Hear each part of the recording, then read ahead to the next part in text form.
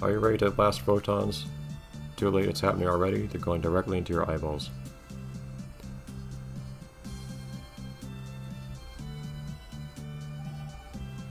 I wasn't trying to talk to Click, but okay.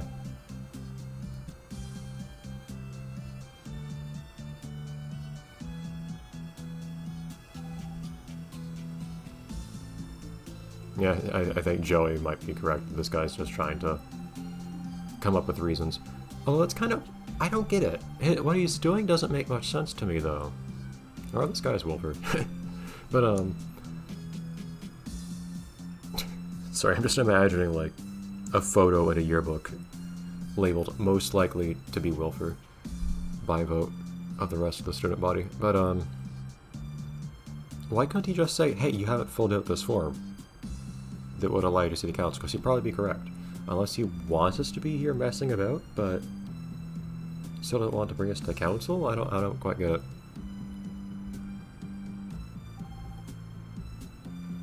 He's not gonna come back.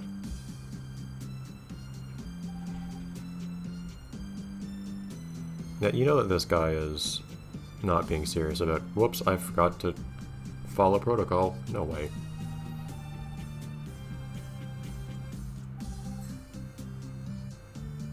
Oh, they're actually people. Wasn't sure. We had robots last time. Oh. Why are you just adding... Well, I'd say why are you just asking a citizen, but I guess I did kind of do cool stuff earlier in view of the whole populace. All, like, 6 of them.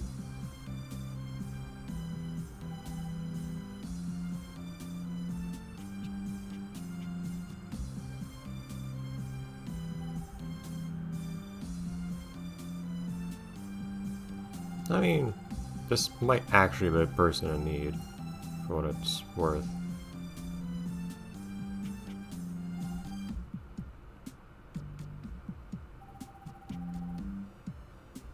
I mean, southern stuff, there's only one jungle on the south of here to look at this point.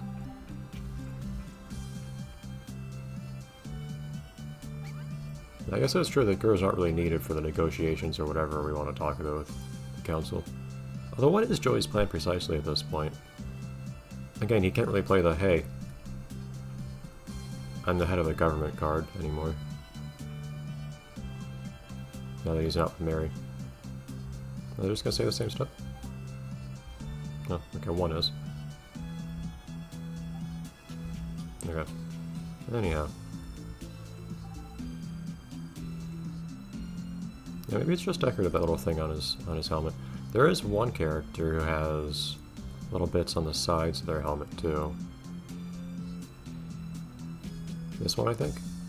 She has something sticking out on the right side. Anyways, I guess I was just reminded of, like, it looks like an antenna. Kind of reminds me of, like, the bucket heads in SpongeBob movie or something. It's still interesting though that this angry looking face is just used everywhere here. Why are there ghosts here? And, you know, is there a reason, like, did, like, much die here? Huh, I guess it's theoretically possible you haven't actually drawn the logs yet at this point. Are they supposed to sound metallic? Hold on. What's this thing supposed to be? Xylophone. Oh yeah. And I thought that made 0 sense.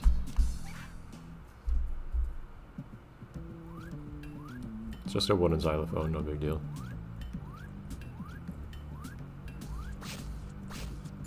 I really wish you could, deal damage through physics means. By just, like, flinging a box really hard into a Baki. That would be quite entertaining.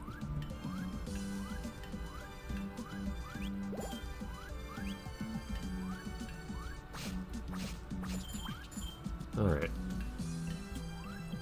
It's weird. The first game, maybe it's an overcorrection kind of thing, because that does happen a lot in the sequels. It feels like I'm given way too many resources compared to what the game asks of me in this game. Whereas in the first game, it felt like the opposite, if anything. It was really hard to get enough money to do the stuff I wanted to do. But granted, I was also spending a whole bunch of money on on the wishing well as well, which is a secret hidden kind of optional thing. The design of the coins in that other area, by the way, definitely had it out for that Baki. The world just decided that Baki was a part of something greater, and that something greater was the death of the Baki. Anyways, they're going down again for some reason. It's fine, it doesn't really go down fast enough for me to care. Oh. Not even like a sound, or... It's kind of weird, but okay. Just fade out very gently.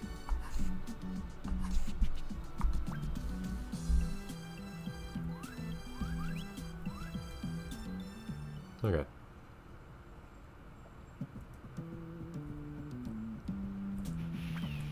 Just carefully time my slide. The slide is still ridiculously overpowered. That does kill him in one hit, nice.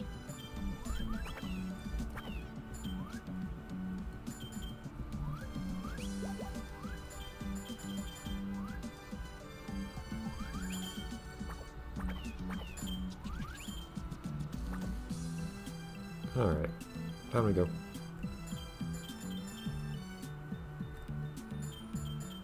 I already found the one secret in this level, so... I will say that maybe having only one secret thing worth exploring for in each level, with some exceptions where you have to find a person, might be a little bit too little for my liking. Or rather, I think it might be nice to have more secret fun things you can find in this game that aren't just... like... a collectible that you feel like you need to get every single time because it's a completion sort of thing. You do occasionally find like little corners of stuff that like give you a little bit of money and so on, but like I already have way more than I could ever need, so that's just not really, it doesn't feel like there's a point to that. This is not really where I was trying to go, but...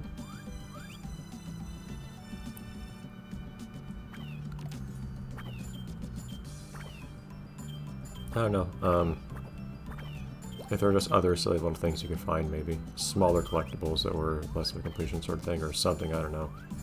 I feel like this game went a little bit too far in the other direction, but I'd still rather have what this game has, where there's not too much stuff to find for completion, compared to the first game, where it just felt like, between the maze-like design and the amount of stuff to find in every single level, it just felt like too much. It just every level felt like a bit of a chore because of it.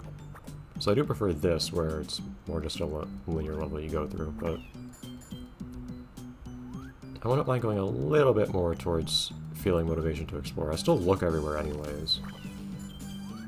But I know at this point that if there seems to be some optional area I can run off to or something, there's there's just nothing to be that excited about, because there's nothing that could be that would be that interesting. Because I already found the one optional collectible in the level, that being the coin. I feel like I'm sounding kind of hard to please here, since I'm basically saying that they fixed the issue I had, and also I'm not happy with that.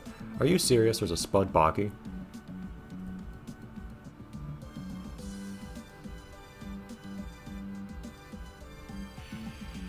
Okay, wait. Hold on, though, because this is implying that these guys... Well, we do think so. If this is actually the Spud, are we implying... So, we're suggesting, then, that there are jurisdictions, at least, there are states that recognize, like... something like personhood of these things. Because, like, this Baki is not just legally recognized to dwell in some capacity in this place. It has some kinds of rights, but also, like, has authority?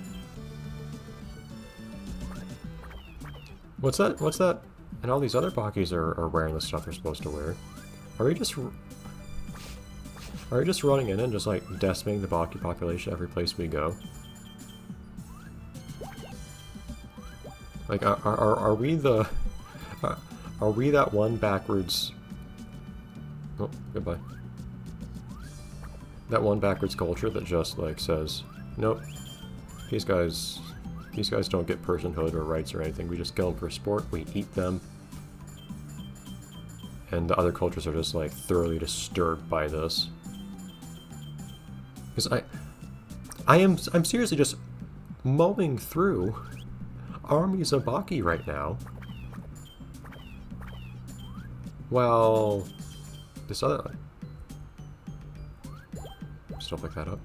Well, we just potentially found that this other Baki is actually like a member of this society. And there have been implications that the other Bakis in other places have also been likewise, because there seem to be Baki workers in the last world.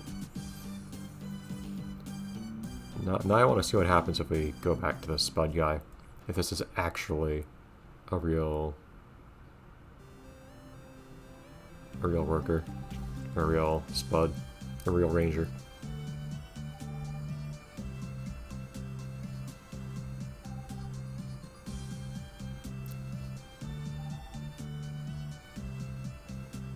Unless what really happened is this is just a ruse to distract us, in which case they just pulled out a random Baki, dressed him up in whatever.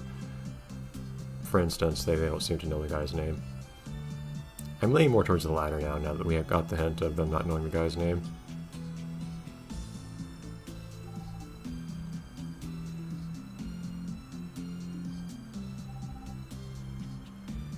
But why would they give us that as a distraction? I feel like it would make at least as much sense just to have us sit back and wait until we got bored or something. Unless we're just less inclined to cause trouble when we have something else to do, I guess. I don't know. Hey. Goodbye.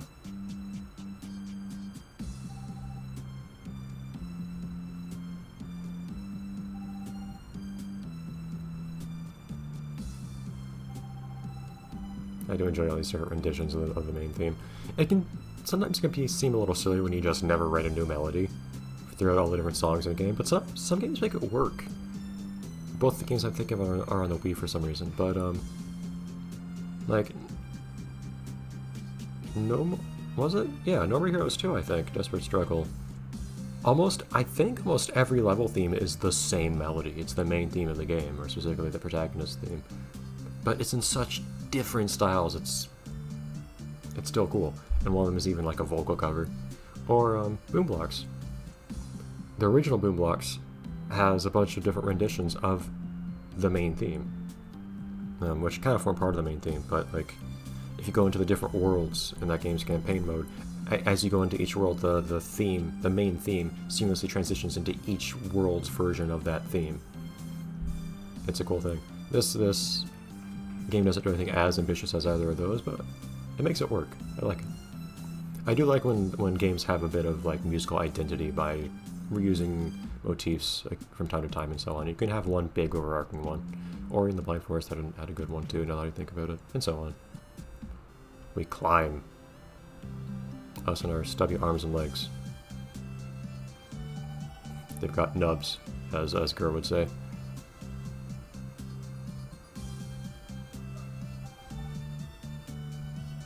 Oh boy, we did this last time. I'm not ready. I'll get ready.